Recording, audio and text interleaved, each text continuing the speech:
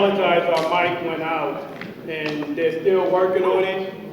But again, I just told them we're still gonna move on.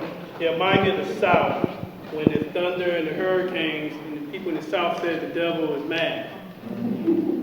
So I guess the damn devil is angry today because we are bringing out candidates talking the truth. So again, thank you, Steve Williams, for coming out. All right, so now we have the DA. Yes. He's here.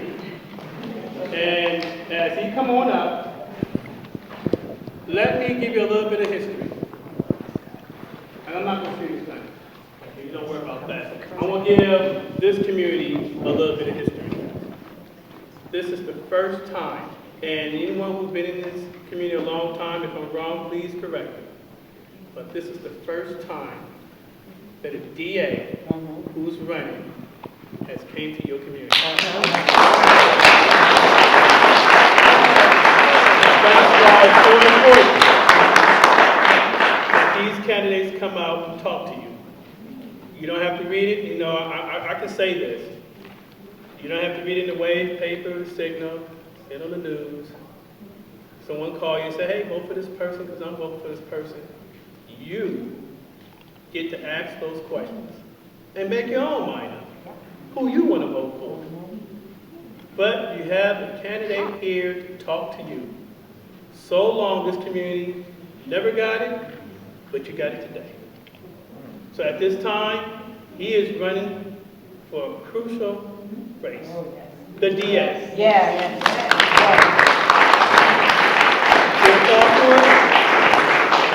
And I want to welcome him coming to Willowbrook. Right here, Mr. Nathan High. Yes.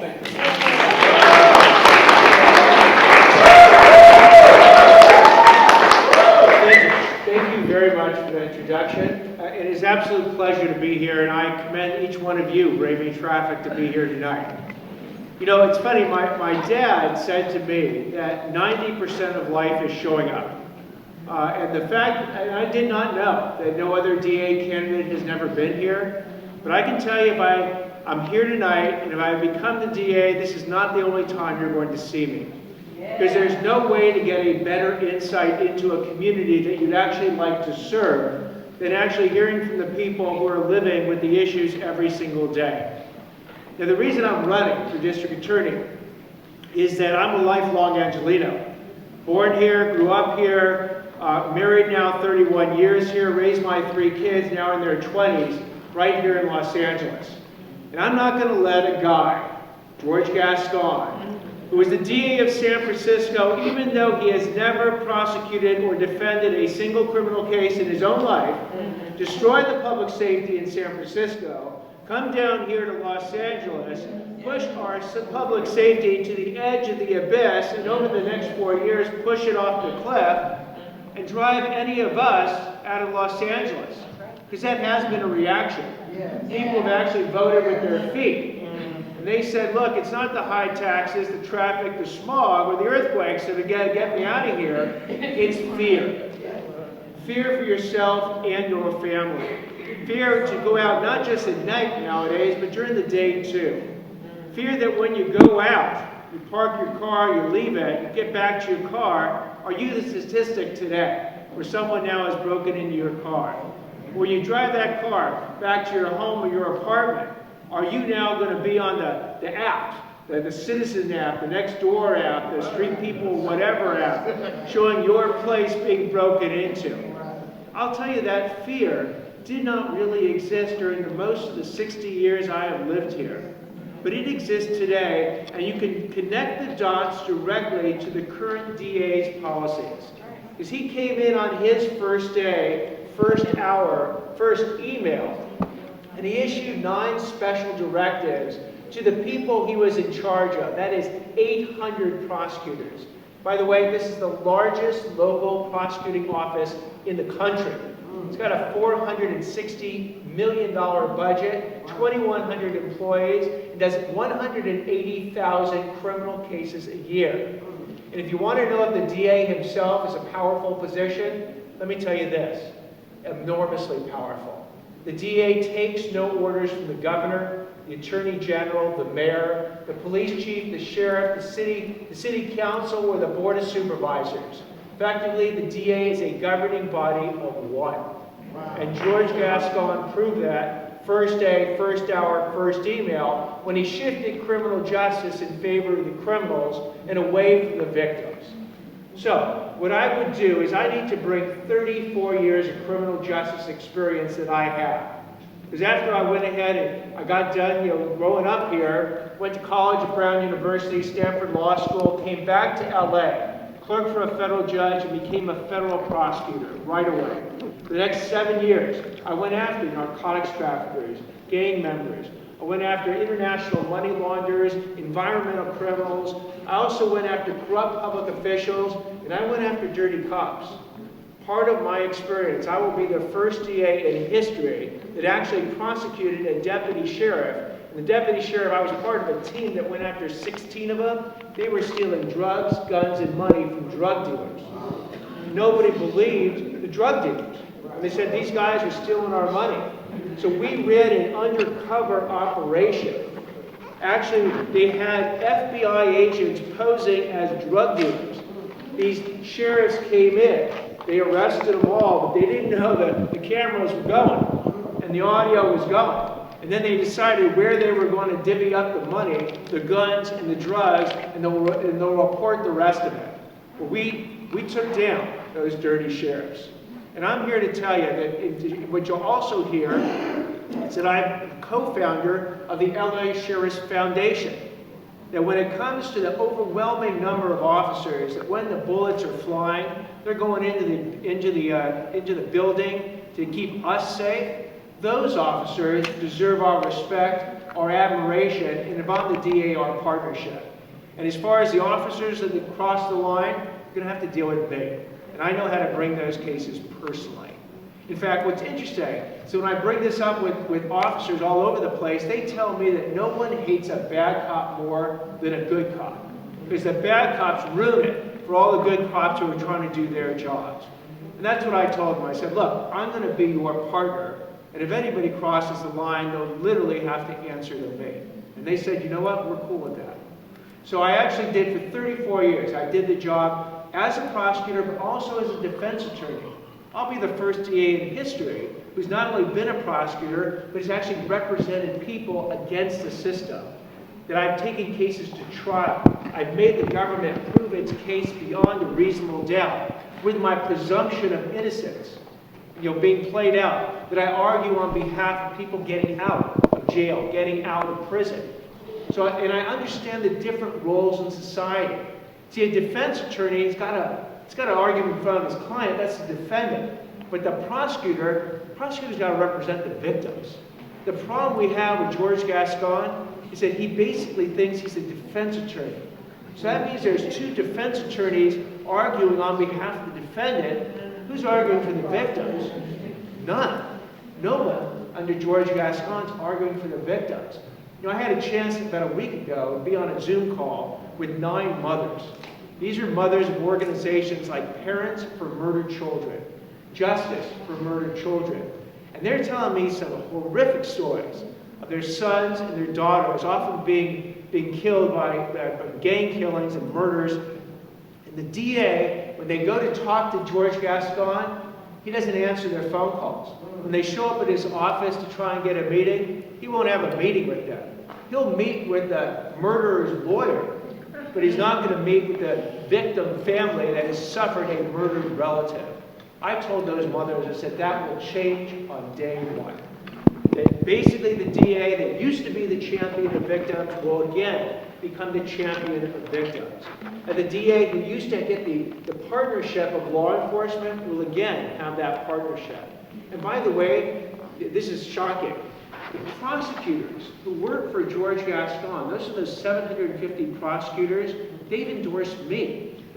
I've actually gone ahead and met with over 350 of them, and most of them say that the hour and a half they've spent with me is more time than George Gascon has spent with them over the last 3.5 years. Wow. So not only is George Gascon not showing up here, he doesn't even show up for his own people. much less his partner, much less the people he should champion were the victims. So, we can win this race. The problems I've identified are very solvable problems. And let me give you my overall theory on how I will solve them. George Gascon is on one end of an extreme pendulum swing. He calls it decarceration. What that says is that instead of just looking at the facts and the law, he puts things through a third filter, his personal political agenda. And in that agenda, he basically says, if you're under 18 and you steal under $950, even though the evidence is perfect and the law is right there, he isn't prosecuting you. If you're part of a gang and the gang motivated the crime, and it would have to be a violent crime, basically, let's say a gang-on-gang shooting. For 30 years, there's been a penalty on the books to try and weaken the power of gangs, called the gang enhancement. It says if you do that, you're going to get some more time in jail, and it was working. The power of gangs before Gascon was going down. But on his first day, first hour, first email, he said, we will no longer impose the gang enhancement, no matter what the case is. And not shockingly, the people who are paying attention to this are the gangs. They're absolutely thrilled. But one gang member was actually recorded talking on the phone, and he said, I am a convicted murderer who no longer had the enhancement. We were probably about 10 years, taken away, just because of George Gascon, not because of the evidence. Just got taken away. And on the phone, he said, I want to tattoo Gascon's name on my forehead, because he was so happy. Another prisoner was seen, another convicted murderer who got a benefit from Gascon. He literally is in jail with a cell phone camera videotaping himself, saying, here's to George Gascon toasting the DA from prison. Now, again, while I appreciate anyone who wants to toast me, I'll tell you it will not be a convicted murderer who's just somehow gotten off. Because we're going to treat people, we're not going to go from decarceration to mass incarceration. Extreme policies don't work. What I do is I come down in the middle. In fact, I call it the hard middle, because you got to do the work. Blanket policies are lazy. The hard middle looks at each case individually. Look at the defendant. Look at the defendant's background. Look at the crime committed. Look at the impact on the victim. To determine who the true threats are to our public safety, often repeat criminals, got to go to jail. But I also say, look at the ones that aren't. Your first-time nonviolent offender, if they violate society's laws, they got to pay their debt back to society.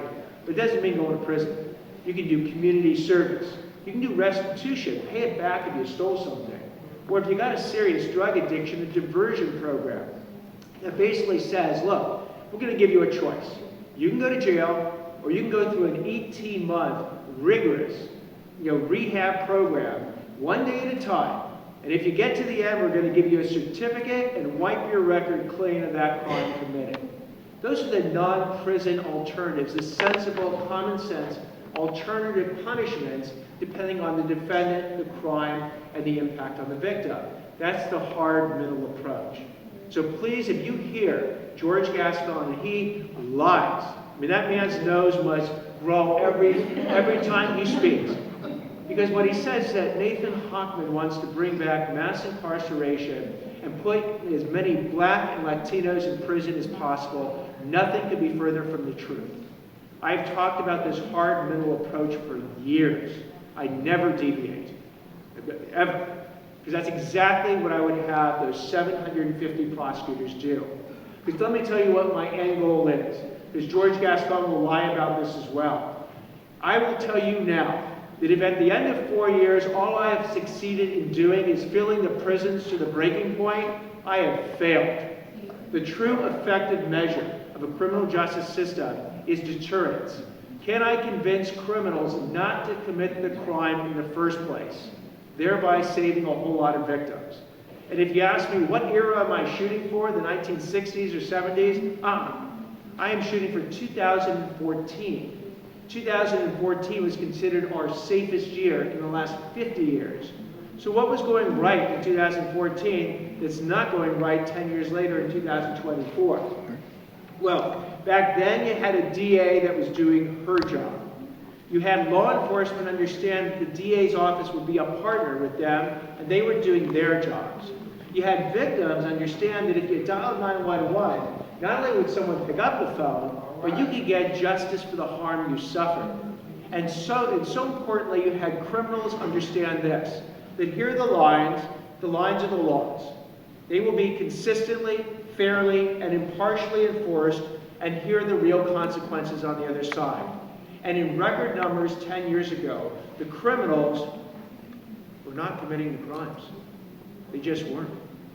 That's why it was working. Deterrence was working. They were being discouraged and deterred by the system, saying real consequences, real enforcement, don't commit the crime. And that saved a whole lot of victims in the process. That's the goal. So, at this point, I'll give you just a quick moment on the election itself. George Gascon in the primary, where there was 12 people running, got 25% of the vote. I am now the only person running against George Gascon, just him and myself on this ballot. And so what it basically means is that I have to take the 75% of people who rejected George Gascon on March 5th and bring them together to go ahead and vote for me. And I have gone all over this county. I mean, this is a big county. I put thousands of miles on my car. I've gone down to Long Beach and San Pedro, up to Los Angeles, here at Willowbrook. I've gone to Rosemead and Arcadia and the San Gabriel Mountains. I've been down over to the San Fernando Valley and the Santa Clarita Valley. I've been to Malibu and I was in Malibu today, and Westlake. Santa Monica, I've been to I've been to churches. I've been to churches in Compton. I've been to churches in Santa Clarita. I've been in churches in Pico Rivera. I've been in synagogues. I've been in mosques. I've been in Cuadras. Because it turns out this is amazing, an amazing county with amazing people in it, but they don't agree on a lot. That is my conclusion. They don't agree on a lot. Here's what they do agree on. That George Gascon has been given 3.5 years to prove his social experiment with our safety, and he's failed. That people feel less safe today than they did when he came into office almost 4 years ago. And when they hear about my 34 years of experience, my hard middle approach, my focus on deterrence, they say, look, Nathan Hochman can get the job done. And so the LA Times came out with a poll about 4 weeks ago, and I literally had to renew my subscription to the LA Times in order to see the poll, because the LA Times has not written a critical editorial about Gascon in 3.5 years. But I like this poll. And what the poll showed is that I'm 25 points ahead of George Gascon. And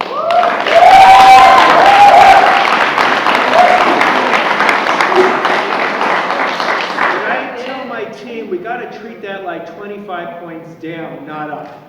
Because anything can happen in the next 39 days. And so we are keeping the pedal to the floorboard all the way to November 5th. So let me again thank you all for coming out tonight, and let me open it up for questions. I am not a politician, so I will do my best to answer your questions. Okay, before you answer the question, because of your time. Yeah, we have about 10 minutes, so I'll do my best to answer them quickly, or short. So if you have a question, one question, so we can, because I know a lot of you got questions you want to ask, so let's just ask the one question, move on, so we can get those who want to ask. So if you just stand up, I will come over and make sure that everyone get a chance. So whoever have a question, stand up, and we can go ahead. If someone don't have a question, then I'm going to ask the first. Yeah, why don't you start us off? We have somebody right there. Oh, we have someone over here. Yes. Hi, thank you for being here, everybody. My name is Cindy, and I just wanted to see your basically touch on the negligence and just the incompetence that we've been dealing with, specifically here in this community when it comes to street takeovers and street racing and how they're impacting us.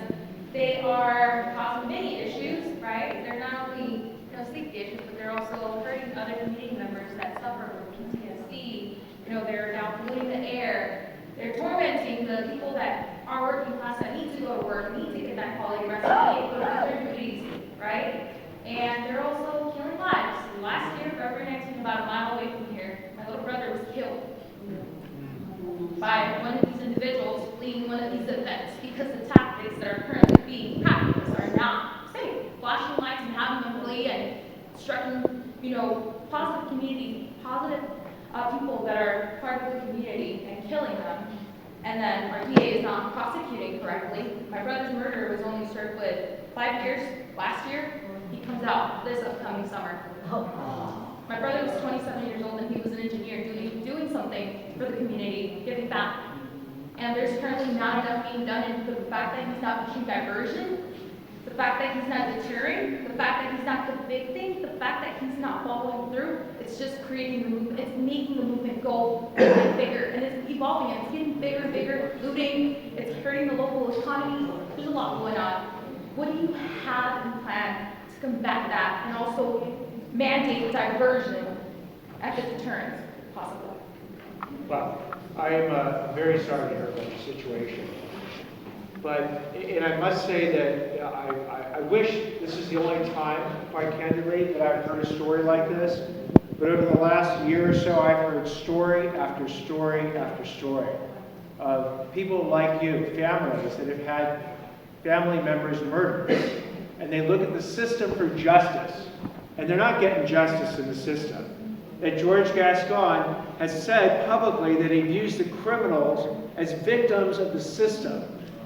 And I'm not saying the system's perfect. I'm absolutely not saying that. The system has to be scrutinized constantly. But your brother's the victim. I hate to, I mean, there's no, it's not a debatable point. And the fact that the murder of your brother got 5 years, I mean, it's, again, does it send a deterrent message to the person that might be thinking of engaging in a street takeover that might kill someone? No. You actually, Gascon has chosen 2 levels of problems in this situation. He views street takeovers, he views trespass, loitering, prostitution, he views certain, if you're using meth, heroin, fentanyl, he calls these quality of life crimes, and he will not prosecute them. He's said that publicly. So, the police come up to a street takeover, they're looking at what's going on. It's a whole bunch of small crimes occurring at the same exact time. Gascon has already told them, if you arrest those people and bring us the case, I'm going to decline the case right now. And guess what? The police look at it and they say, we're not going to arrest. Why should we arrest? Because we already know the DA is going to, it'll be a waste of our time.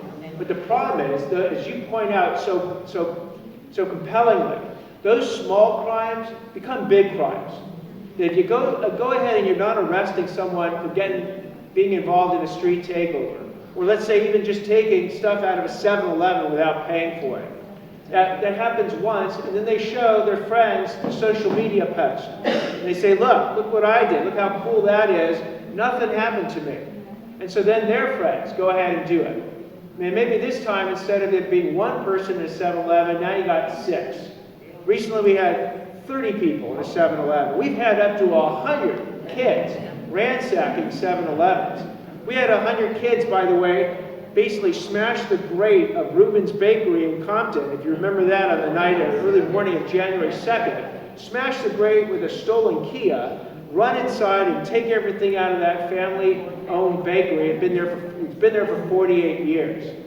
That is unfortunately what I call like a spiral of lawlessness, starting small and getting bigger. Gets into the smash and grab robberies, gets into the house robberies. Now you got a situation where you remember that actor downtown, who's going back to his car at 3 a.m. and he sees 3 guys who turn out to be from the Florencia 13 gang, and they're stealing his catalytic converter for basically $40 a metal. That's all they would have gotten, $40 a metal. When he goes ahead and says, what's going up, they shoot him dead. That's where the spiral of violence, it captured sadly your brother, it will keep capturing others. Gascon just doesn't get it. He tried an idea, the idea isn't working, and he's not willing to course correct, and pivot, and try ideas that will work. He won't talk to those 750 deputy district attorneys that are pulling their hair out saying, look, we're trying to do the mission, but our boss is standing in our way. So again, I am so sorry for what happened with your situation. But I can tell you we can fix that. It's a solvable problem for the future. And the fact that you're willing to stand up and tell everyone what your situation is to make sure something like that doesn't happen to someone else's brother, I mean, thank you. Thank you for doing that.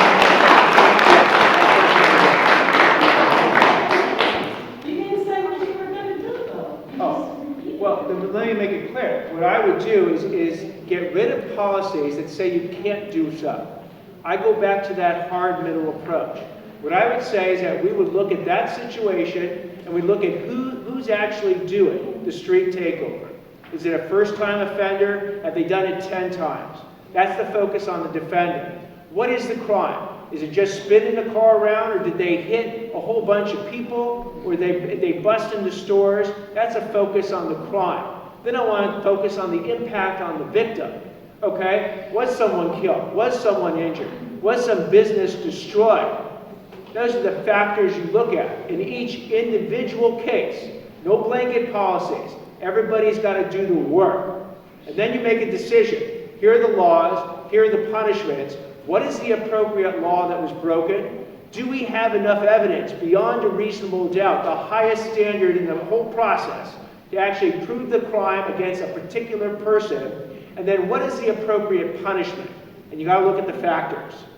So that is the policies I will institute from day one to deal with that situation. Because the laws are on the books. They are just not being enforced. So thank you for that clarification. Over here. Can you briefly talk about the state of the District Attorney's Office Bureau of Victim Services and any improvements you have for the current Victim Services Bureau? So, you will hear the District Attorney talk about giving resources to the Victim Service Bureau. The problem is, I spoke to the people in the Victim Service Bureau, and they're basically telling me that they are down 9 positions because George Gascon didn't reapply for the funds to fund those 9 positions, and they've lost 9 of them. They will also tell me that George Gascon has prevented those people from getting access to certain information that they've been traditionally used to contact victims. So now that victims want to find out if there's a parole hearing for the murder of their family member, in the old days, the Victim Service Bureau was in charge of that. And they had access to certain databases, they could track people down if they moved, and they would make sure that they got the information that a parole hearing was going to happen where the murderer, usually it's a murderer of a relative, is trying to get out of prison early. So if they want to appear and they wanted to get their position known, they could actually do it. Now George Gascon has banned his own people from access to that information. He says that's all about the California Department of Corrections that they have to now do, and they're responsible for it. Problem is, they don't have access to the DA's databases to find the people. So not shockingly, a lot of it has fallen through the cracks. I will fix that system. And the way I know about any of this is I talk to the people who work in the Victim Service Bureau. I talk to the person who's running it, the number 2 person, the number 3 person, and we can get it fixed, and I'll use their input to do it. Yes? What do you think about public service announcements with these street takeovers? Because these young people don't understand that a car is a privilege. Okay, first of all, they're privileged to have the car. Then okay, everybody did something in the car, but this is continuous. And also, I feel like take the car away. The car needs to be taken away for some time so they can appreciate what the car means. Yes.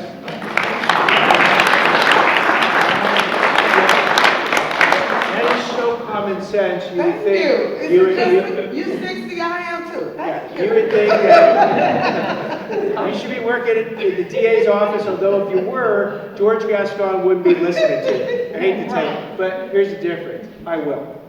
And the reason I will is that there are actually laws on the books. In fact, they recently passed a brand new law that says that the police can impound a vehicle for 30 days. And by the way, when you impound it, there are charges every single day you're impounding it. So if you want your vehicle back, you're going to have to write a big check. Meanwhile, so that's the car part of it. Meanwhile, if you go ahead and enforce the misdemeanors that are there, they can get arrested. They can spend some time in county jail. Again, we're not going to put them in state prison. I mean, I should take it back. If they kill someone, they're going to go to state prison, of course. But you got to send this message so that people, kids, understand that the rules in our society are not suggestions. I have heard too many parents tell me that they're trying to teach their children right from wrong, and then the DA's office doesn't have their back. And the kids are saying to them, Mom, Dad, these rules don't sound like rules because there don't seem to be any consequences. Right, that's it, no consequence. So like every parent teaches their son or daughter, look, if I set a curfew for you and it's 9 o'clock at night, and you come in at 11 o'clock at night, there are consequences. You're going to lose your phone, you're going to lose the car, you're not going to go out for a week, and you're serious.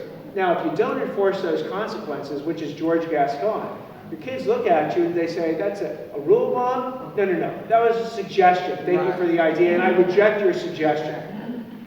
So then the next time they're coming in 1 in the morning, and when you're complaining, they're going, Mom, you did nothing when I came in 2 hours late. What does it matter if I come in 4 hours late?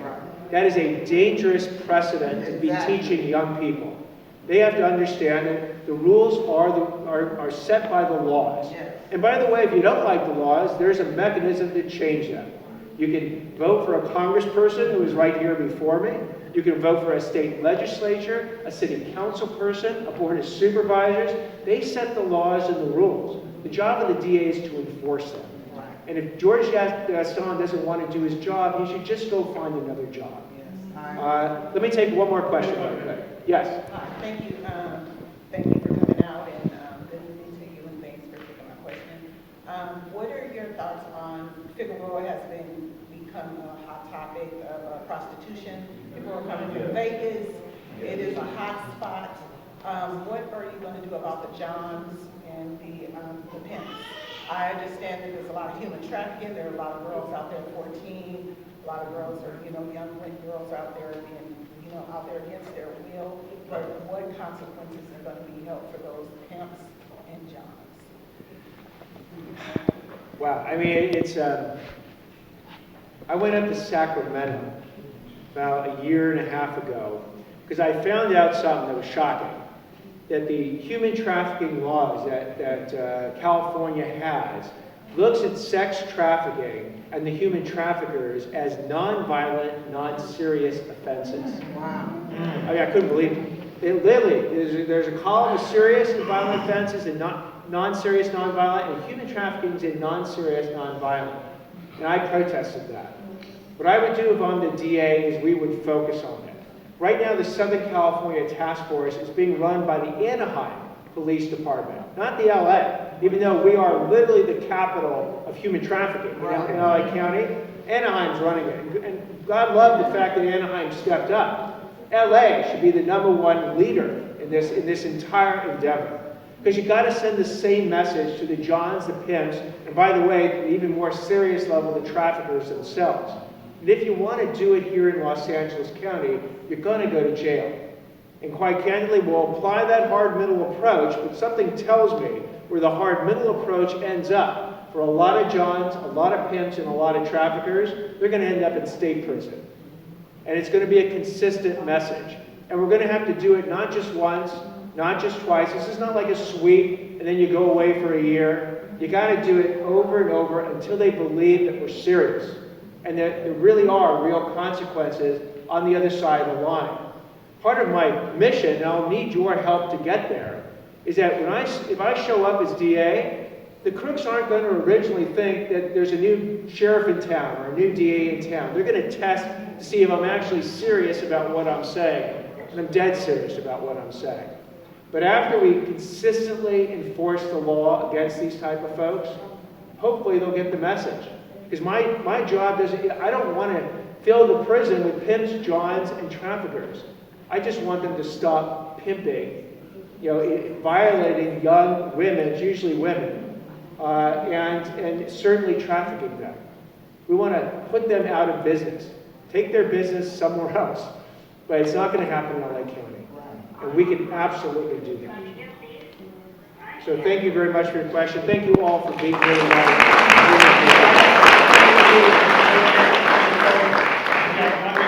So 1 minute closing. All right, this November 5th election, we're about to get the ballots mailed a week from Monday. I mean, we're really on the eve of this election.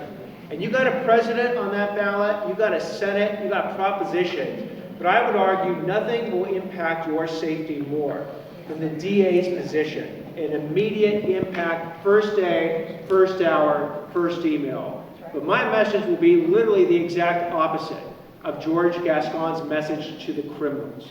And I will work with prosecutors, law enforcement, community groups like this, victims groups, to make sure that that is an informed, smart, reasonable, proportional message, but there are real consequences on the other side of that line. So I thank you all for being here tonight, because basically by learning something about the DA's race and meeting a candidate, you now are my ambassadors, if you are convinced by what I'm saying. And if you go ahead and you go on your social media, your text, your emails, every meeting you're about to have in the next 39 days, and you say, look, DA's race is important, I have met a candidate that makes sense, vote for Nathan Hochman. I see probably, what, about 60 people here tonight? No. I see 60,000 people here tonight. Because truly, the power of networking, the power of viral technology, is that this group of 60 can easily become 60,000. And by the way, if any of you happen to know an influencer or two, 60,000 can become 600,000. So I literally tonight can be speaking to 600,000 people if you become the ambassadors of this message. So again, thank you so much for this opportunity. Really appreciate it.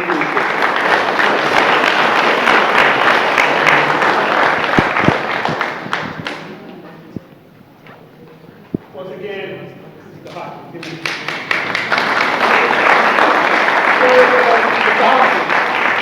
Mr. Hochman, you made a comment. What you don't know, because you're just coming in, we're streaming live from Compton and all over. So those who could not make it, they're watching you today. Oh, wonderful. Thank you. Thank you. So once again, community, I want to say thank you. This is what community does.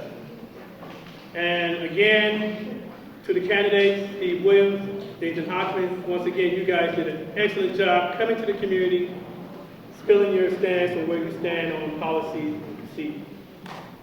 Next month, we have the Senate. Candidates that's running for the 31st Senate will be here, and hopefully we have more that sits on the ballot. But it's important, and those who don't want to come to your community, don't want to talk to you, think about it. Think about it. Think about it. Once again, I just want to say thank you, because it's not the community leaders, it's you guys. It's you guys that came tonight to hear these candidates. You didn't hear from the paper, the news, your friends, your neighbors. They came here so you can hear from them. And I apologize for the mic. I guess the devil is hot, so it's okay. But again, I appreciate each and every one of you for coming out on a Friday night. Be safe. God bless. I hope to see you on October 24th, right here again.